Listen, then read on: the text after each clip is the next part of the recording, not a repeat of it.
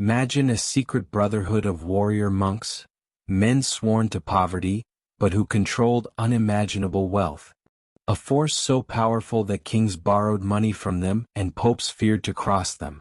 They were called the Knights Templar. Born in the bloody chaos of the Crusades, they guarded pilgrims, built the world's first banking network, and rose to legendary power. But one fateful night in 1307, their empire crumbled. Arrests, torture, and executions followed, and their greatest secrets vanished. Did the Templars really hide the Holy Grail? Did they carry away vast treasures that remain undiscovered to this day? Or were they simply victims of royal greed? This is the story of faith, power, betrayal, and one of history's greatest mysteries, the Knights Templar and their lost treasure. The Knights Templar did not appear suddenly out of nowhere. Their rise was tied to one of the most dramatic and violent periods in medieval history, the Crusades.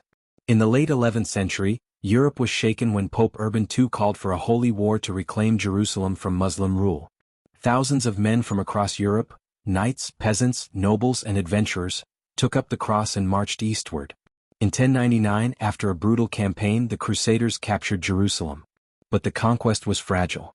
Surrounded by powerful Muslim states, the new Christian kingdom in the Holy Land was constantly at risk. Pilgrims from Europe continued to pour into Jerusalem after its capture, hoping to walk where Christ had walked. The roads, however, were dangerous. Bandits and raiders targeted travelers. Many pilgrims never reached the holy sites. It was in this dangerous landscape that a small group of knights decided to dedicate their lives not to wealth or land, but to the protection of Christian pilgrims. In 1119, a French knight named Hugues de Payens, along with 8 companions, founded a new brotherhood of warrior monks. They called themselves the Poor Fellow Soldiers of Christ and of the Temple of Solomon. Their name came from their headquarters in Jerusalem, which was located on the Temple Mount, believed to be the site of the ancient Temple of Solomon. Soon they became more widely known as the Knights Templar. The idea of knights who lived under vows of poverty, chastity, and obedience, like monks, but who also fought with sword and lance was revolutionary. They wore simple white mantles, later marked with a red cross, symbolizing martyrdom. Their mission was clear: to defend Christian pilgrims and hold the line against Islam in the Holy Land. At first, the Templars were small and poor. But their dedication and discipline caught the attention of powerful men. In 1129, at the Council of Troyes, the Church formally recognized the order. With papal support, their legitimacy grew quickly. Soon, noble families across Europe were donating land, money, and resources to the order. To support the knights fighting in the East, estates in France, England, Spain, and Italy were handed over to the Templars. Within a few decades, the order had grown from a handful of men into one of the most powerful institutions in Christendom. One of the main reasons for their rapid rise was the backing of the papacy. In 1139, Pope Innocent II issued a special decree that gave the Templars extraordinary privileges. They answered only to the Pope himself, free from the authority of kings and bishops. They could collect their own taxes, build their own churches, and were exempt from paying tithes. This independence made them not only respected but feared by many secular rulers. As their influence expanded, the Templars developed into more than just warriors. They created one of the earliest international banking systems. Pilgrims who wished to travel to Jerusalem could deposit money in Templar houses in Europe and then withdraw it in the Holy Land. This eliminated the risk of carrying gold through dangerous territories. Over time, kings and nobles also began using Templars as bankers. The order stored treasures, provided loans, and even helped finance wars. By the mid-12th century, the Knights Templar had become legendary. Their courage on the battlefield was admired and feared. They often led charges in battle, forming the spearhead of Crusader armies. Their strict code of discipline made them some of the most reliable soldiers in the Christian world. And beyond the battlefield, their growing wealth and independence made them a force to be reckoned with in Europe. In less than a century, a small group of poor knights had transformed into one of the most powerful institutions of the medieval era. With the sword in one hand and the cross in the other, the Templars had risen to glory. But this glory would not last forever. Their immense power would one day make them as many enemies as they had admirers. The Knights Templar had risen in prominence quickly, but their fortunes were tied directly to the fate of the Crusader states. In 1187, the balance of power shifted dramatically with the fall of Jerusalem. Saladin, the great Muslim leader, launched a powerful campaign against the Crusaders. His victory at the Battle of Hattin devastated the Crusader army, and within months Jerusalem was in his hands. For the Christian world, the loss of the Holy City was more than a military setback. It was a spiritual catastrophe. For the Templars, it was the beginning of a new era. The order had been founded in Jerusalem, guarding pilgrims and defending holy sites, but with the city lost, their mission had to adapt. Instead of fading, the Templars became even more important. They were tasked with fortifying the remaining Crusader strongholds along the coast, such as Acre and Tyre. Their expertise in building castles and defending key positions became essential. The loss of Jerusalem made the Templars a frontline defense force against Saladin's armies. At the same time, their role in Europe grew stronger. While warriors fought in the Holy Land, Europe needed money and organization to sustain the Crusades. The Templars became a bridge between East and West. They developed an advanced banking system, allowing pilgrims and nobles to deposit wealth in Europe and withdraw it in the Holy Land. This system was revolutionary and made the Templars trusted custodians of immense sums of money. Kings and nobles relied on them not only for protection but also for financial services. The fall of Jerusalem also led to renewed crusading efforts. The Third Crusade, launched in response, saw the involvement of some of Europe's most famous monarchs, including Richard the Lionheart of England. The Templars fought alongside him, defending key fortresses and providing disciplined soldiers for the campaigns. Although Jerusalem was not recaptured permanently, the Crusader states were strengthened for a time, and the Templars' reputation as elite warriors and administrators grew.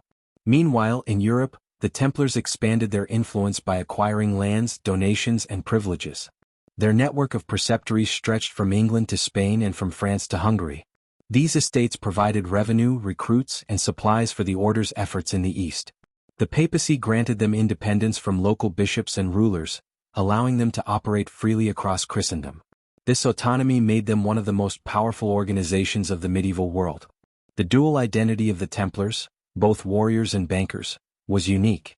Their white mantles with red crosses symbolized sacrifice and holiness, but their expanding wealth and landholdings showed the practical side of their operations.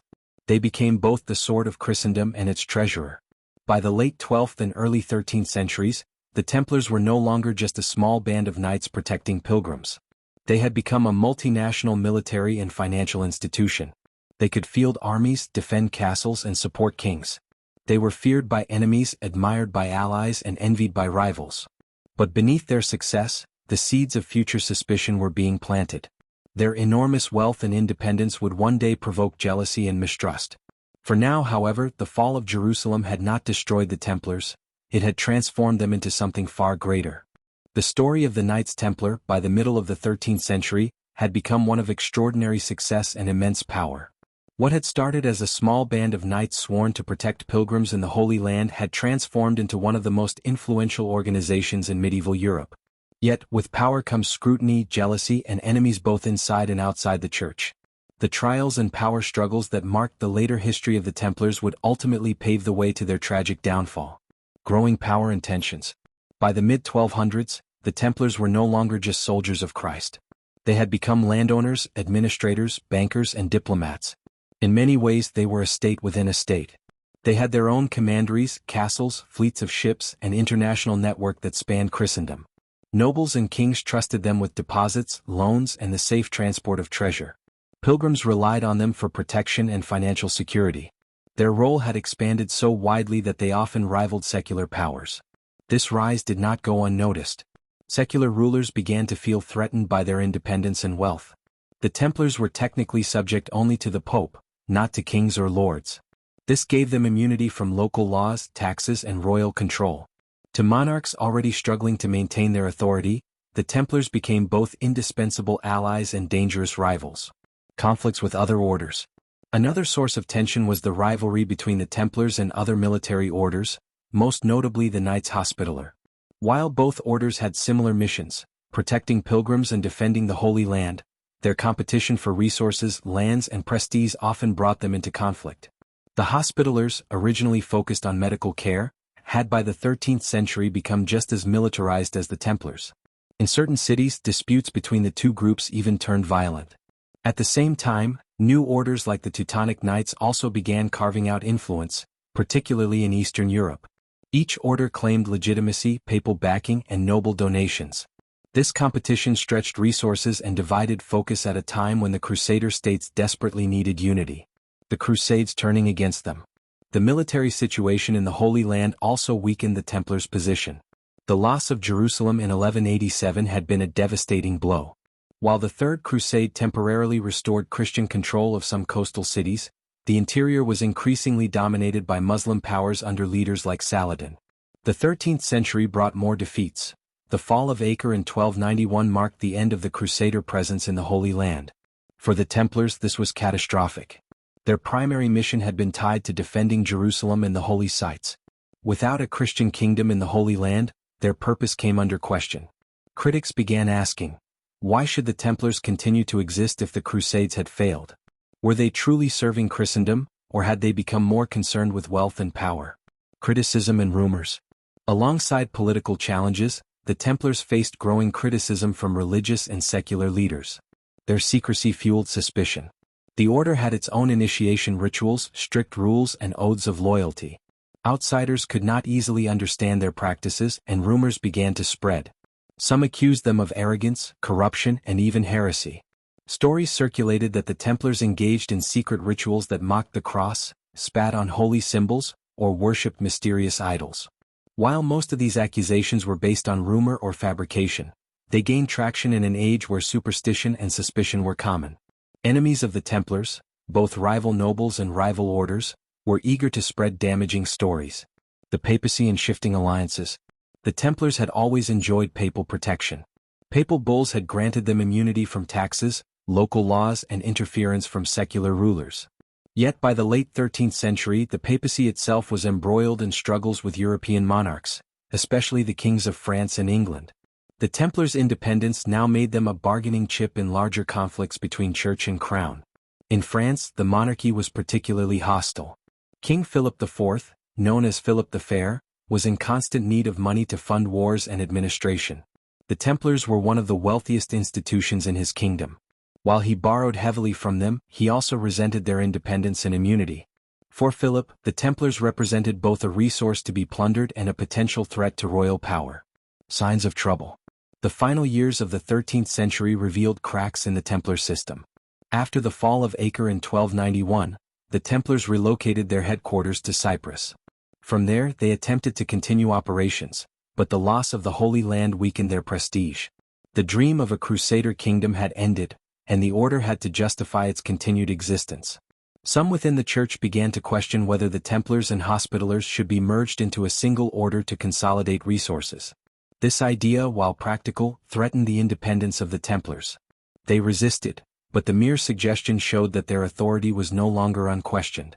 The road to persecution.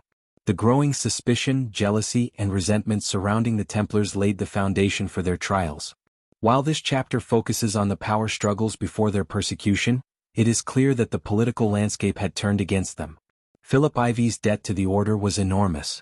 At the same time, his authority over the French church and nobility was constantly challenged.